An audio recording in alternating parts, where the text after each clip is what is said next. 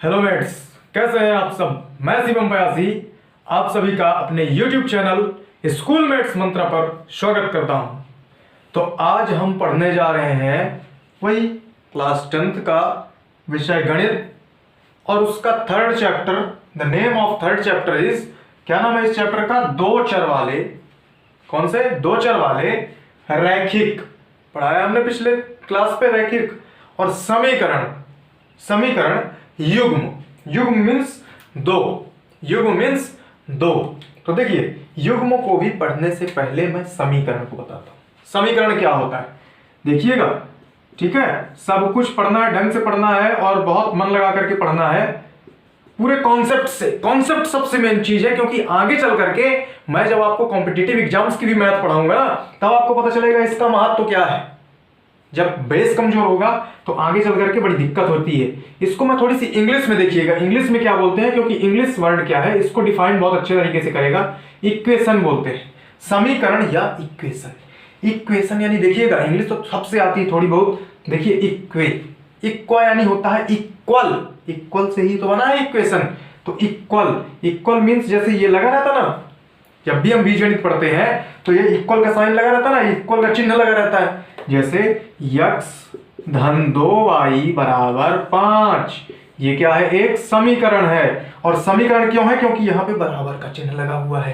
बराबर का चिन्ह यानी समीकरण, और समीकरण इक्वल से बना हुआ है। किससे बना हुआ है? इक्वल से। इसलिए हम लोग क्या पढ़ेंगे? दो चर वाली। दो चर, दो चर यानी कि चर क्या होते हैं पहले ये भी देख लीजिए। सब कुछ पढ़ाया है हमने, लेकिन एक बार फिर से बता देता हूं। चर क्या है? ए से जेड तक जो हम लिखते नहीं है, ये जो X Y Z A B C D ये सब लिखते हैं, वो क्या है? चर हैं, जिनको हम बदल सकते हैं। चर यानी चलने वाले, चल सकने वाले, जो चलते रहते हैं। एक्स का मान हम कहीं 2 रख देते हैं, कहीं 3 रख देते हैं, कहीं 4 रख देते हैं, दैट्स इट। ओके। और होता है एक अचर। अचर, अचर यानी कि 1 2 -2 ये सब क्या है? अचर है। क्या है ये? अचर। अचर यानी कि इनको हम बदल नहीं सकते, इनको हम बदल नहीं सकते, ये रियल नंबर्स हैं। ठीक है। बताइए, दो को हम बदल सकते हैं? दो को हम बदल नहीं सकते। यदि दो की आवश्यकता जहां पे है वहां पे हम दो को बदल नहीं सकते। ठीक है, यही अचर है। ओके। तो ये चीज क्या है? ये समीकरण। समीकरण का मतलब समझ गए ना आप लोग। अब देखिएगा, पहले पार्ट का मैं पूरा कॉन्सेप्ट बताता हूं, ठीक है। उसके बाद आपको समझ में आएगा कि हाँ है, बहुत मजा आएगा पढ़ने में। ठीक है, बहुत मजा आने वाला है। चलिए चलिए चलिए, दो चर बता दिया हमने। दो चर यानी कि एक्स और वाई, दो चर है। एक्स और वाई तो यही मिल गया हमको, दो चर वाले रैखिक। रैखिक हमने पिछले ही चैप्टर में, सेकंड चैप्टर में पढ़ा था कि रेखीय बहुपद पढ़े थे, फिर द्विघातीय बहुपद पढ़े थे, त्रिघातीय बहुपद, और आगे चल करके बहुघातीय बहुपद है ना। तो ये क्या है? इसमें जिसमें पावर 1 होती है वो क्या कहलाता है? वो कहलाता है रैखिक बहुपद या रैखिक समीकरण। तो रैखिक, रैखिक यानी कि एक घात, यहाँ पे x की घात कितनी? 1 है, तो y की घात भी 1 है। That's it. ये भी समझ में आ गया। दो चर वाले रैखिक यहां तक समझ में आ गया। समीकरण का हमने अर्थ भी बता दिया है। समीकरण यानी जो बराबर लगा हुआ है, ये क्या है? समीकरण। ठीक है। युग्म, क्या बोल रहा है? युग्म। युग्म देखिएगा, अब मैं मान लूं कि दो समीकरण लिख दें, ax plus by plus c बराबर 0। ax plus by plus c बराबर 0। इसको हम क्या लिख सकते हैं? दो युग्म बोल रहा है। क्या बोल रहा है? युग्म। दो बार लिखिए इसी को। चलिए लिखिए दो बार, ये प्लस c बराबर 0। लेकिन ये बताइए, अब इन दोनों को तो पहचान ही नहीं पाएंगे हम लोग। भाई कौन सा पहला समीकरण है यार? सेम सेम लग रहे हैं, दोनों भाई भाई लग रहे हैं। तो मान लेते हैं ये a1 हो गया, ये a2 हो गया, ये b1 ये b2, ये c1 ये c2। तो हाँ, पता चल जाएगा कि ये पहला समीकरण है, ये दूसरा समीकरण है। ठीक है। तो ऐसे कर करके हमको ये जान लेना कि ये पहला समीकरण, ये दूसरा समीकरण। ठीक है। अब ये बताइए कि हम अभी थोड़ी सी आगे बढ़ते हैं। ठीक है। इसमें क्या है? ग्राफीय मेथड भी है, ग्राफ के उसमें दर्शाना है आपको। तो ये 9th में भी मैंने पढ़ाया है। देखिए, x का मतलब है, यहाँ पे यदि हम x का मान क्या रख दें? x का मान यदि हम 1 रख दें तो y कितना आ जाएगा? y बताइए कितना आ जाएगा? 1 रख दें यदि हम, तो ये 1 x धन 2y बराबर 5 लिखा हुआ है। यदि हम इसको 1 रख दें तो बराबर 2y बराबर 5, तो 2y बराबर कितना आ गया? 4 आ जाएगा या नहीं? और यहां से 2 से 2 दूनी 4, यानी y कितना आ गया? 2 आ गया। y कितना आ गया? 2 आ गया। y कितना आ गया? 2 आ गया। थोड़ी सी मैं मिटाता हूं अभी इसको, ठीक है। 2 आ गया। चलिएगा, बहुत मजा आने वाला है, बहुत आनंद आने वाला है। ठीक है। तो ये क्या आ गया? y 2 आ गया। यानी कि ऐसे यदि हम देखिए सारणी बनाया करते थे ग्राफीय मेथड पढ़ने के लिए कि x था और y था, दो चर थे, एक रखा तो कितना आ गया y 2 आ गया, एक रखा तो y 2 आ गया। यदि हम ये मान लीजिए कि यहाँ पे क्या रख दें, यहाँ पे क्या रख दें, यदि हम इसको 3 रख दें, x का मान 3 रख दें तो कितना आ जाएगा, 3 रख दें तो आप निकालिएगा, ठीक है। y का मान कितना आ जाएगा, 1 आ जाएगा, क्योंकि यहाँ 3 जाएगा तो 5 में से 3 चला जाएगा, 2 बचेगा, 2 एक काम, 2 तो 3 और 1, ठीक है। ये क्या हो गया, ये आ गया हमारे x और y के मान आ गए, x और y के मान आ गए, यानी x का मान 1 रख रहे थे तो 2 आ रहा था, 3 रख रहे थे तो 1 आ रहा था। थोड़ी बोरिंग लगेगा लेकिन आगे ये कॉन्सेप्ट मैं बता रहा हूं कैसे ग्राफ में इसको प्रेजेंट करना है, कैसे ग्राफ में प्रेजेंट करना है। ब्लैक पेन ले लेते हैं ना यार, ब्लैक पेन से मैं समझाता हूं कि अभी ग्राफीय मेथड एक बार और 10वीं में भी एक बार कर लेते हैं। ये बताइए, ये x होता था, ये y होता था, ये y और ये x अक्ष होता था कि नहीं, पढ़े थे या नहीं। यहाँ पे मूल बिंदु हुआ करता था, याद आया। ये क्या है, x डैश और ये क्या है, y डैश। डैश लगाया यानी इसका मतलब होता है माइनस, डैश का मतलब माइनस। इधर वाली संख्याएं प्लस में रहेंगी तो ये हो जाएगा 1, ये हो जाएगा 2, ये हो जाएगा 3 और इधर क्या हो जाएगा -1, क्यों नो 1, क्योंकि ये डैश नहीं लगा, 2 3, ठीक है। इधर क्या आ जाएगा, डैश लगा तो -1 -2 -3, इधर -1 डैश लगा ना यार, x डैश, -2 और -3, ठीक है, ठीक है।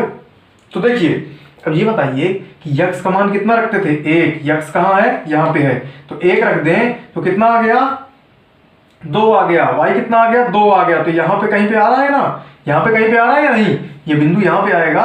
ऐसे ऐसे ग्राफ में देखिएगा आप लोग, ग्राफ पेपर लेकर के इसको बना भी सकते हैं, ठीक है। 1 रखने पर 2 आ गया और x यदि हम 3 रख दे, 3 कहाँ पे, x यहाँ पे है, यहाँ पे, और 1 y कहाँ है, 1 ये इधर है। तो चलें थोड़ी इसको ले चलें अपने पास तक, y के 3 तक ले चलें, x के 3 तक, y 1 तक चला गया, ठीक है। तो यहाँ पे कहीं पे बना या नहीं, यहाँ पे कहीं पे बना। अब देखिएगा, देखिएगा बहुत बड़ी चीज आ रही है। ये बताइए यदि हम इन दोनों बिंदुओं को मिला दें, यदि हम इन दोनों बिंदुओं को मिला दें तो क्या बनता है, देखिएगा, बड़े गौर से देखिएगा, बहुत मजा आने वाला है। ये सेशन बेस्ट सेशन होने वाला है। देखिए ये बताइए कि ये क्या बन गई, ये एक रेखा बन रही है यार, ये क्या बन रही है, एक रेखा बन रही है। ये रेखा हमको कहां से मिली थी, याद करिए, x धन 2y बराबर 5, यानी कि ये किसका समीकरण कहलाता है, इससे क्या मिलती है, रेखा मिलती है। क्या मिलती है, रेखा मिलती है। ग्राफ में यदि हम दर्शा दें तो ये बताइए क्या मिल गया, रेखा मिल गया। ये क्या है, ये समीकरण है, इस समीकरण से क्या मिल गई, ये रेखा मिल गई। अब समझ में आया कि ग्राफ क्या होता है। x और y का मान हम यदि बदलते रहे तो ये इसी तरह से बढ़ती रहेगी और हम मिलाते चलेंगे, कोई दिक्कत नहीं, जहां तक मिलाना हो वहां तक मिलाएंगे, ठीक है। इसके जो मान है वो इसी रेखा में होंगे, यानी कि इसी रेखा में होंगे। इसका मतलब क्या हो गया, ग्राफ में मिटा देता हूं, ठीक है। देखिएगा रेखाएं 3 प्रकार की होती हैं, रेखाएं 3 प्रकार की होती हैं। रैखिक युग में पढ़ रहे हैं ना, रैखिक युग में पढ़ रहे हैं, यानी कि 2 रेखाएं। तो 2 रेखाएं एक साथ क्या मिलकर के बनाती हैं, देखिए देखिए देखिए मैं बताता हूं। 2 रेखाएं या तो समांतर होती हैं या तो समान अंतर। समांतर मीन्स समान अंतर, ये कहीं भी एक दूसरे को टच नहीं करेंगी, यानी इनके बीच में जो अंतर है वो क्या है, वो सेम है। वो क्या है, वो सेम है। तो इसीलिए इसको बोलते हैं समांतर रेखाएं। ये क्या कहलाती हैं, समांतर रेखाएं, ठीक है। और इसके अलावा एक और रेखा क्या होती है, दूसरी होती है प्रतिच्छेदी रेखाएं। ये सब आप बहुत छोटी क्लासेस में भी पढ़ चुके हैं और छोटी क्लासेस में पढ़े हैं नहीं। ये क्या है, यहाँ पे प्रतिच्छेदित करती हैं, यानी प्रतिच्छेदी रेखाएं पढ़ते थे या नहीं, बताइए। प्रतिच्छेदी रेखाएं, मुझे तो अपना बचपन याद है जब मैं 5th में था, 6th में था। आप लोग बताइए यार, 10th में पहुंच गए हैं, अब तो बड़े हो गए हैं आप लोग। इसमें बताइए प्रतिच्छेदी हो गया। लेकिन एक जो रेखा आप लोग शायद बहुत कम लोग जानते हो, ये बताइए यदि ये रेखा गई है और मैं दूसरी रेखा इसी के ऊपर ला करके रख दूं, एकदम सेम, ये रेखा क्या कहला जाएगी, उसी के ऊपर फिर से रख दिए इसी को, ठीक है। तो ये कहला जाएगी संपाती। ये क्या कहला जाएगी, संपाती। ये क्या कहला जाएगी, संपाती, ठीक है। तो ये 3 रेखाएं होती हैं, ये 3 रेखाएं होती हैं जिनके माध्यम से हम अपना पूरा चैप्टर पढ़ेंगे, ठीक है। तो ये बताइए कि हमने रेखाओं का समीकरण बता दिया ना, a1x plus b1y plus c1 बराबर 0। ये क्या था? रैखिक समीकरण था। ठीक है, रैखिक क्यों था? क्योंकि घात एक थी। बार बार मैं बता रहा हूं ताकि आप लोग याद रखें। इक्वेशन क्या होता है? इक्वेशन या समीकरण, इक्वेशन या समीकरण एक बार और बताता हूं। समीकरण क्या होता है? समीकरण क्या होता है? पूरा कॉन्सेप्ट निचोड़ करके पढ़ना है यार, निचोड़ करके पढ़ना है ना, ताकि हमको आगे चल करके दिक्कत ना हो। दिक्कत उन्हीं बच्चों को होती है जिनका कॉन्सेप्ट अच्छा नहीं होता, जिनका टीचर उस कॉन्सेप्ट को बताता नहीं है। ये बताइए, यदि आपके पिताजी की उम्र 35 साल है, कितनी साल है? 35 साल है, ठीक, और आपकी उम्र है 5 साल, कितनी है? 5 साल, कितनी है? 5 साल है, ठीक है, ठीक। अब ये बताइए कि ये बराबर लगाया हूं मैं, है? ये तो मूर्खता है। 35 बराबर 5 होता है कभी? बताइए। समीकरण का मतलब क्या है? समीकरण का मतलब बराबर, और बराबर ही बराबर तो नहीं है। यानी कि पिताजी हमसे कितने गुना ज्यादा है? 7 गुना ज्यादा है। पिताजी की एज हमसे कितने गुना ज्यादा है? 7 गुना। तो ये बताइए कि हम पिताजी में गुणा करेंगे या इसमें गुणा करेंगे? किसमें गुणा करेंगे? बताइएगा, बताइएगा। इसमें गुणा करेंगे। बताइए, पिताजी की उम्र है 7 गुना, लेकिन किधर कर रहे हैं? पुत्र में। पिताजी की संपत्ति कहाँ जाती है? पुत्र के पास ही तो जाती है। ये बताइए कि इस साइड करेंगे हम गुणा। आगे चल करके इसका बहुत महत्व है, आप ये याद रखिएगा, इसको मैं दिखाऊंगा आपको, ठीक है ना, इसका कितना महत्व है। तो चलें अपना 3.1 में, ठीक है। चलिए, तो अब पढ़ते हैं अपना पहला क्वेश्चन इस प्रश्नावली का, ठीक है। इसमें लिखा हुआ है कि आफताब अपनी पुत्री से कहता है, आफताब एक आदमी है, वो अपनी पुत्री से कहता है 7 वर्ष पूर्व, 7 वर्ष पूर्व, 7 वर्ष पूर्व। तो माना देखिए, हम कब हमेशा क्या मानते हैं? उसकी वर्तमान आयु। तो माना आफताब की वर्तमान आयु को मान लेंगे क्या? मान लेते हैं कि वर्तमान आयु उसकी क्या है? x है। माना आफताब की वर्तमान आयु x वर्ष है। कितनी है? x वर्ष है, ठीक है, x वर्ष है। और इसी तरह उसकी पुत्री की वर्तमान आयु y वर्ष है। कितनी है? y वर्ष है। कितनी है? y वर्ष है, ठीक है। मैंने ऐसे लिख दिया है, आप लोग जो मैं बोल रहा हूं वही लिखा है ना। तो माना आफताब की वर्तमान आयु x वर्ष है, पुत्री की वर्तमान आयु y वर्ष है, ठीक। तो अब ये बताइए कि 7 वर्ष पूर्व बोल रहा है, 7 वर्ष पूर्व। तो 7 वर्ष पूर्व चले जाते हैं, पहले 7 वर्ष पहले चले जाते हैं, ठीक है। 7 वर्ष पूर्व वो क्या बोल रहा है कि आफताब क्या बोलता है? 7 वर्ष पूर्व बेटी से बोल रहा है कि मैं तुमसे 7 गुनी आयु का था। 7 वर्ष पूर्व आफताब की आयु, तो पहले बता दो कि आफताब की आयु क्या थी? आफताब की आयु 7 वर्ष पूर्व। आज यदि आपकी 17 साल उम्र है तो 7 वर्ष पूर्व कितनी? 10, यानी कि 7 में घटा दिया हमने। इसी तरह पुत्री की आयु y माइनस 7। अब ये बताइए कि ये कुछ बोल रहा है, प्रश्न हमारा कुछ बोल रहा है, तो हम क्या लिखेंगे? प्रश्नानुसार। किसके अनुसार? प्रश्नानुसार, प्रश्न के अनुसार। प्रश्नानुसार क्या बोल रहा है कि 7 वर्ष पूर्व। तो अब बताइए, समीकरण बनाने के लिए बोल रहा है ये कि समीकरण बनाओ, और समीकरण में क्या लगता है? बराबर लगता है कि नहीं लगता है? तो 7 वर्ष पूर्व मैं तुमसे 7 गुनी आयु का था। 7 वर्ष पूर्व मैं तुमसे, यानी जैसे मैं बताया था कि पिता की उम्र कितनी है? 35, और बच्ची की उम्र 5, तो कितनी बोल रहा है कि 7 गुनी। यहाँ भी 7 गुनी है, वाह क्या बात। तो ये बताइए कि हम किसमें गुणा करते थे? पुत्री की आयु में। पुत्री लेती थी ना भैया, हम तो 7 गुना कम है, तो आप हमको दीजिए 7 गुना। तो 7 गुना हम पुत्री को देंगे, ना कि पिता को। यहीं पे गलती होती है, याद रखिएगा, यहीं पे गलती होती है। 35 में 7 को गुणा कर देंगे तो पापा जी की आयु तो बहुत ज्यादा हो जाएगी भैया। कैसे आदमी है, पुत्री तो बेचारी 5 वर्ष की रह जाएगी, है। तो यहाँ पे ये बताइए कि यहाँ पे हम यदि सॉल्व करें इसको, तो 7y माइनस 7 सता 49। तो ये बताइए, ये इधर ही रखें, y को इधर ले आने, तो 7y इधर प्लस में था तो माइनस में हो गया। ये माइनस में है तो उधर जाके प्लस में हो गया। किस में हो गया? प्लस में हो गया, +7। तो ये बताइए कि 49 में से +7 चला जाएगा तो कितना बचेगा? माइनस का 42। कितना बचेगा? माइनस का 42। आप लोग एक नीचे पंक्ति लिख लीजिएगा, x माइनस 7y बराबर -42। यानी पहला समीकरण क्या आ गया? पहला समीकरण आ गया x माइनस 7y बराबर कितना? इसको मैं मिटा देता हूं, आगे चल करके देखिएगा, ठीक है। वर्तमान में x माने थे, ये याद रखिएगा। ठीक, अभी आगे भी बोल रहे हैं ये प्रश्न के अनुसार। देखिएगा, ये पहला समीकरण आ गया क्या हमारे पास, x माइनस 7y बराबर माइनस का 42। ठीक है, अब देखेंगे हम लोग दूसरा क्या बोल रहा है वो, कि 3 वर्ष पहले मैं, तो 3 वर्ष पहले आ जाते हैं, 3 वर्ष पहले।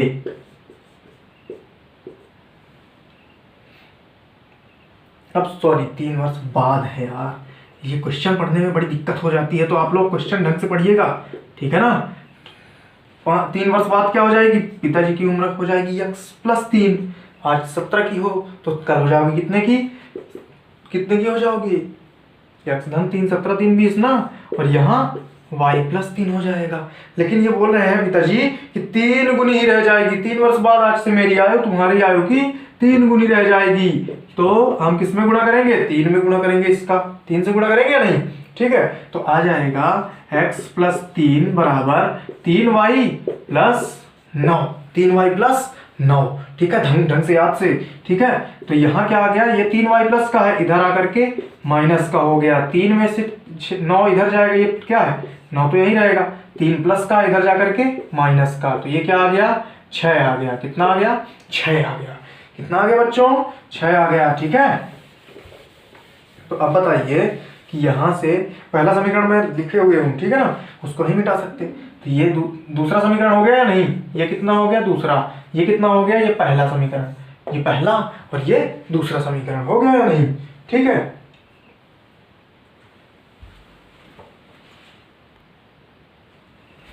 लेकिन इसको तो बोल रहा है कि इसको समीकरण के रूप में लिखना है, किसके रूप में, बीजगणितीय समीकरण के रूप में। तो ये क्या हो जाएगा, x, इसको क्या लिख देंगे, x माइनस 3y और ये माइनस का 6 बराबर 0, जैसे हमको समीकरण रखना था उसी तरह। और दूसरा वाला समीकरण लिख दीजिएगा पेपर में, वैसे ज़्यादा महत्वपूर्ण है नहीं ये चैप्टर, लेकिन यहाँ से कॉन्सेप्ट बहुत महत्वपूर्ण है जो कि आपको बहुत आगे तक याद आएगा, काम आएगा।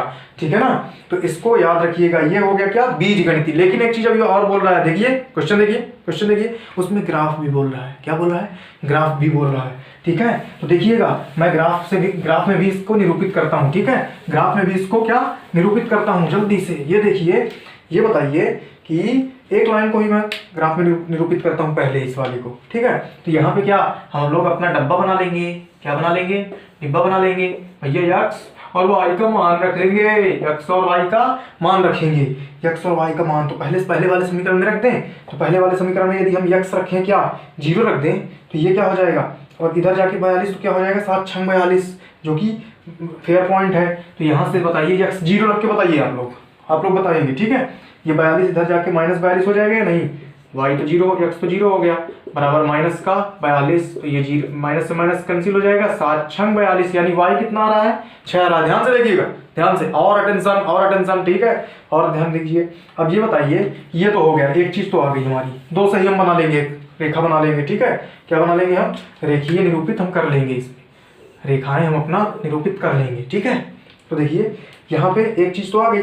अब यदि हम यहाँ पे 1 रखें तो 1, यार ये तो पूरा गड़बड़ हो जाएगा भाई, 1 और 43 तो 7 से डिवाइड नहीं होगा, तो फिर भाई बहुत गड़बड़ संख्या आ जाएगी। इसलिए ऐसी संख्या बनाए कि इसके पास चल जाए, इसके पास चली जाए। तो ये बताइए, यदि हम x को 7 मान लें तो कितना आ जाएगा, बराबर माइनस का 42 को इधर ले गए, तो ये क्या आ जाएगा, माइनस का 7y बराबर 7 और 7 49 हो जाएगा, 42 और 7 माइनस का जाकर के 49, तो माइनस से माइनस कैंसिल, 7 7 49। देखिए इसको यहाँ से यहाँ काट सकते हैं आप, नॉर्मल डायरेक्ट काटिए। ठीक है, आगे चल करके कैलकुलेशन तेज करिए, क्योंकि ये गुणे में है, इधर जाके बटे में हो जाता तो काटना ही था, तो यहीं से काट दिया ना यार। मैं नई चीज सीखो ना यार, नई चीज, ये टेक्निक है, सीखिए। 7 7 49, यानी कि यदि हम y को 7 रखें, x को 7 रखें, तो y भी कितना आ रहा है, 7 आ रहा है। कितना आ रहा है, 7 आ रहा है। x को 7 रखें तो y भी 7 आ गया। ठीक है, तो अब ये बताइए कि इसको हम मिटा दें, इसको भी हम मिटा दें, तो ये अब हमको इसको क्या करना है, रेखा में निरूपित करना है, रेखा में निरूपित करना है। तो x 0, x कितना रखना है, 0।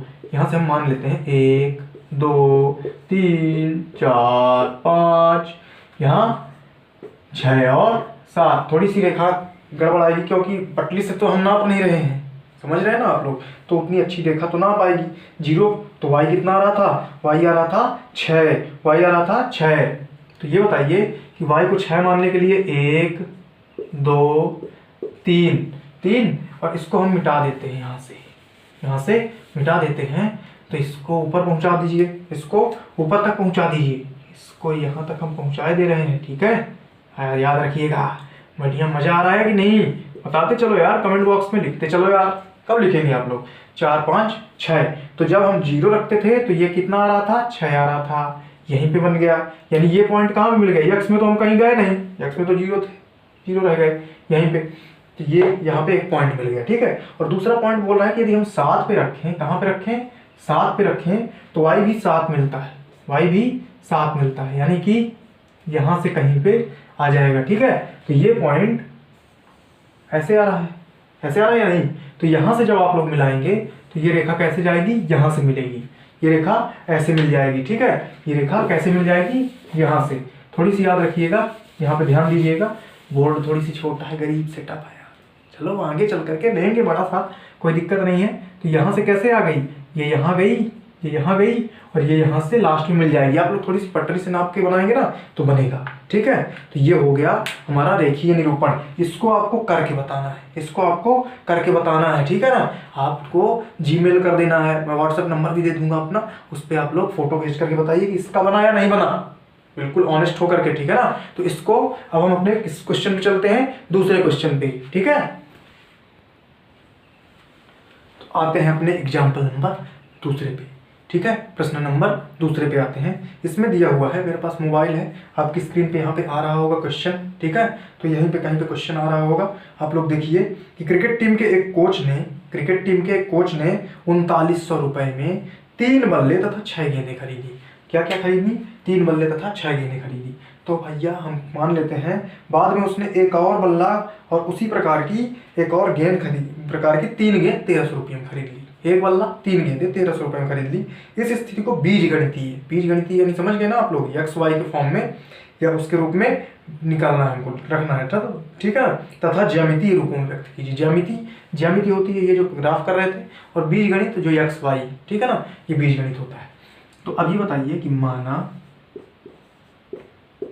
बल्ले का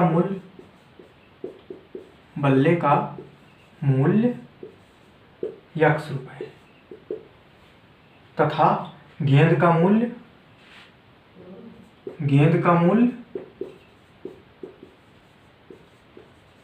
y रुपए। कितना है? y रुपए। बल्ले का मूल्य x और गेंद का मूल्य y रुपए है। ठीक है, तो अब ये बताइए कि गेंद कितने रुपए में खरीद रहा है वो? 3 गेंदें, 3 बल्ले तथा 6 गेंदें खरीदी। तो 3 गेंद और 6 बल्ले, तो 3 गेंदों का मूल्य y मान लिया हमने। या इसको उल्टा कर लीजिए, थोड़ी सी क्वेश्चन उल्टा हो गया है, तो इसको उल्टा कर लेते हैं। इसको हम मान लेते हैं क्या? y, और इसको हम मान लेते हैं x, क्योंकि 3 बल्ले दिया है, 3 पहले गेंद दिया हुआ है। तो x कितना? 3 गेंदें 3x, 3 गेंदें मतलब 3x, 3 गेंदें हैं, 1 रुपए। एक ठो का मूल्य कितना है? x रुपए, एक का मूल्य x रुपए। तो ये बताइए यदि एक मंजन लेने जाते हैं तो 10 रुपए का एक मंजन आता, तो 3 कितने की? 3 गुणे 10 है ना। इसी तरह 3x प्लस, यहाँ प्रश्नानुसार लिख सकते हैं आप, प्रश्नानुसार। ठीक है, तो ये बताइए 3x और 6 बल्ले यानी 6y बराबर कितने में? 3900 रुपए में। कितने में? 3900 रुपए में। ठीक है, तो ये अब ये बताइए कि इससे क्या कॉमन है? इससे कॉमन है तीनों से। यहाँ देखिए 3 दूनी 6, 13 तिया 39, 3 कॉमन है। तो 3 कॉमन हम यदि हम निकाल लें तो x धन 2y बराबर 3900। और हमने क्या बोला है? ये ट्रिक यहीं से काट सकते हैं आपकी नहीं, तो 13 तिया 3900। तो ये कितना हो गया? पहला समीकरण हमारा क्या बन गया? x प्लस 2y बराबर 1300 रुपए। ये हमारा क्या बन गया? पहला समीकरण बन गया। क्या बन गया? ये पहला समीकरण बन गया। ठीक, अभी दूसरी बार क्या बोल रहा है? देखिएगा अपनी बुक में, देखिए कि उसने एक बल्ला तथा उसी प्रकार की एक और बल्ला तथा उसी प्रकार की गेंद 1300 रुपए में खरीदी। 3 गेंदें कितने में खरीदी? 1300 रुपए में खरीद ली, है ना। तो x प्लस 3y, यहाँ मैं मिटाता नहीं हूँ, आगे ही लिखते चलता हूँ। तो x और 3 तो 1300। ठीक है, 3y बल्ले कितने खरीद, 3 गेंद कितने खरीद ले, x, तो x धन 3y बराबर 1300। इसमें कुछ कॉमन नहीं है तो ये सीधे सीधे हमारा क्या बन गया, ये बीजगणित बन गया। ठीक है, ये एक समीकरण हो गया, एक ये समीकरण हो गया। बस इतना ही करना है, अभी एक्स वाई का मान हम आगे चल के बताएंगे। ठीक है ना, सब कुछ पढ़ाया जाएगा इस चैप्टर का। ठीक है, किस विधि से अभी निकालना है इनको सब कुछ बताएंगे। तो ये हो गया क्या, हमारे समीकरण हो गए। लेकिन अभी यहाँ क्या बोल रहा है कि यार इसको समीकरण और नहीं चाहिए, ये थोड़ी खतरनाक टाइप का व्यक्ति है। ये बोल रहा है कि ज्यामितीय निरूपण कीजिए। क्या कर लीजिए, ज्यामितीय निरूपण कर लीजिए। ठीक है, तो मैं एक का बताऊंगा, एक का आप लोग करेंगे। ठीक है, मैं एक का बताऊंगा, एक आप लोग करेंगे। तो ये बताइए पहले क्या करते हैं, इसको निरूपित करने के लिए हम लोग क्या करते हैं, पहले इससे x और y का टेबल बना लेते हैं। क्या बना लेते हैं, x और y की टेबल बना लेते हैं। बनाइए आप लोग, जल्दी से बनाइए यार, कैसे आप लोग ढीले क्यों रहे हैं। तो x का मान यदि हम रख दें, कितना, x का मान यदि हम रख दें कितना रख दें, यदि हम x का मान 600 रख दें, कितना रख दें, 600। ठीक है, तो 600 में बराबर प्लस 3y बराबर 1300। ठीक है, तो ये बताइए 3y बराबर यहाँ से कितना बचा, सॉरी 700 रख दें, 700 रख दें। तो यहाँ से कितना बचा, 700 कट जाएगा 1300 में से तो 600 बचेगा। 700 रुपये इधर चले गए तो माइनस में, तो ये 600 बचा। तो y कितना आ गया, y आ गया 200। y कितना आ गया, 200 आ गया या नहीं, यानी x हम रखे थे कितना, 700। 700 पे कितना आ रहा था, 200। 700 पे 200 आ रहा था। ठीक, इसी तरह से अभी मैं इसको मिटाता हूं और बताइएगा 700 की जगह अभी दूसरी चीज रखते हैं। क्या रख दें, 700 की जगह हम रख दें यदि यहाँ पे 1000 रुपये, यदि हम क्या रख दें, 1000। कितना, x की जगह हम कितना रख दें, 1000। ठीक है, अपने से मानना है, कुछ भी मान सकते हैं आप, कोई दिक्कत नहीं। बराबर 1300। तो ये बताइए, ये 1000 बोल रहा है भैया हमको इधर ले जाओ ना यार मेरे साथी की तरफ। तो ये कितना हो जाएगा, 3y बराबर 1300 माइनस 1000। तो ये कितना हो गया, 300 बचा। 300 बचा या नहीं, बराबर 3y। हमने क्या बोला था कि यहीं से कट जाता है, 100 आ गया। 1000 रखने पर कितना आ रहा है, 100 आ रहा है। 100 आ रहा है या नहीं, 100 आ रहा है या नहीं, बताइए जल्दी से। आ रहा है, बिल्कुल आ रहा है। थोड़ी सी अब इसका क्या है, ग्राफ थोड़ी सी बड़ा हो रहा है, क्योंकि 100 यानी कि हम बहुत ज़्यादा डरना नहीं है भैया, ये मैं अभी आराम से बताता हूँ। देखिए 700, 1000, 200, 100। तो हम लोग पढ़ते थे पहले यार 100 को हटा देते हैं, 100 को हटा भी सकते हैं ना। तो ये हो जाएगा 7 रखने पर 2, 1 रखने पर 10, 1 रखने पर 10 आ रहा है, 1 रखने पर 10 आ रहा है। तो हमको कहाँ तक जाना पड़ेगा, 10 तक जाना पड़ेगा। ठीक है, तो मैं ये टेबल अपने पास रखता हूँ, बाकी सब कुछ इरेज कर देता हूँ। ठीक है, तो ये बताइए कि इसको थोड़ी सी बड़ा बनाना पड़ेगा यार, थोड़ी सी क्या करना पड़ेगा, इसको इनहांस करना पड़ेगा, बड़ा बनाना पड़ेगा, है कि नहीं। तो इसको हम बड़ा बनाते हैं। ये बताइए यहाँ से यदि हम लें और यहाँ से ले लें तो ऐसा बनेगा या नहीं।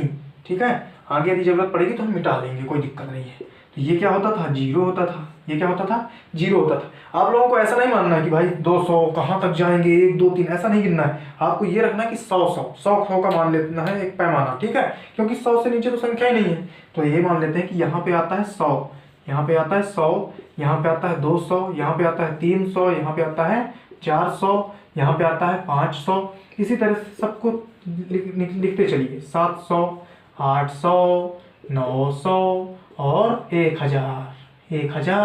ठीक है, ये 1000 आ गया।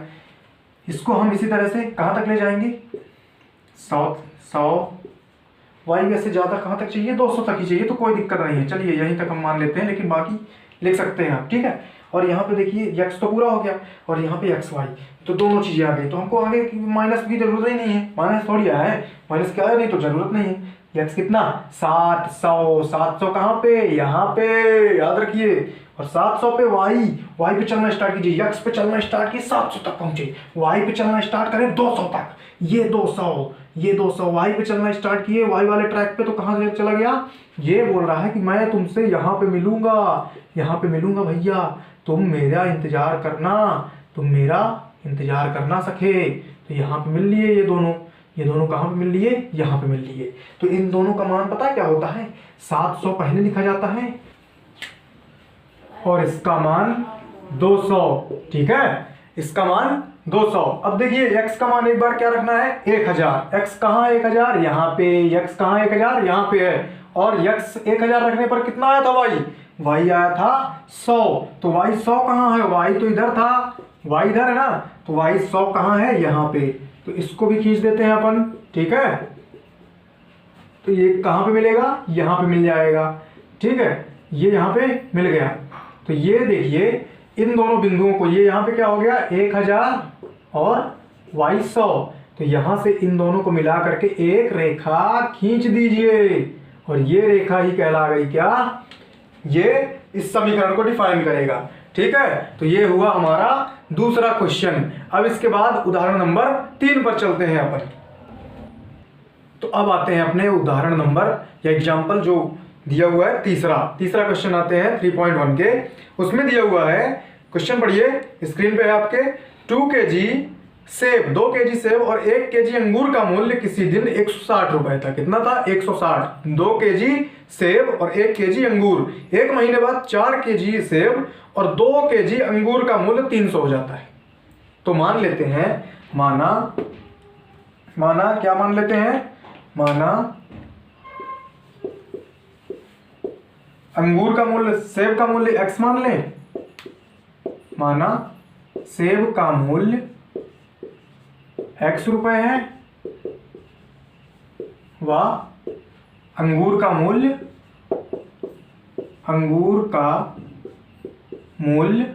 y रुपए है। कितना है, y रुपए, ठीक है। कितना मान लिए। अब देखिए प्रश्नानुसार, इसके अनुसार, प्रश्नानुसार यानी प्रश्न के अनुसार, प्रश्न क्या बोल रहा है वही हमको लिखते चलना है। 2 kg सेब, सेब का मूल्य कितना है x है। 1 kg का मूल्य x रुपए, तो 2 kg का 2x रुपए। और 1 kg अंगूर, 1 kg अंगूर का 1 kg का मूल्य y रुपए है, ठीक है। तो अंगूर का मूल्य y रुपए हो गया। ये कितना बोल रहा है 160, 160। कितना बोल रहा है 160। यही हमारा बीजगणितीय निरूपण हो गया। इसके अलावा दूसरी बार क्या बोल रहा है समीकरण, फिर से पुनः क्या बोल रहा है कि 4 kg सेब यानी 4x प्लस 2 kg अंगूर का मूल्य कितना हो जाता है 300 रुपए हो जाता है। तो ये क्या हो गए, हमारे दोनों समीकरण हो गए, यानी ये हो गया हमारा बीजगणितीय निरूपण। बीजगणित है ना, x y क्या कहलाता है, बीजगणित, ठीक है। अब बीजगणित के अलावा इसको किसमें निरूपित करना है, ज्यामितीय रूप में। ज्यामितीय या वो इनडायरेक्टली बोल रहा है कि आप लोग इसको ग्राफ में निरूपित कीजिए। किसमें निरूपित कीजिए, ग्राफ में। तो इसको ग्राफ में निरूपित करने के लिए हमने 2 एग्जाम्पल पहले बता रखे हैं।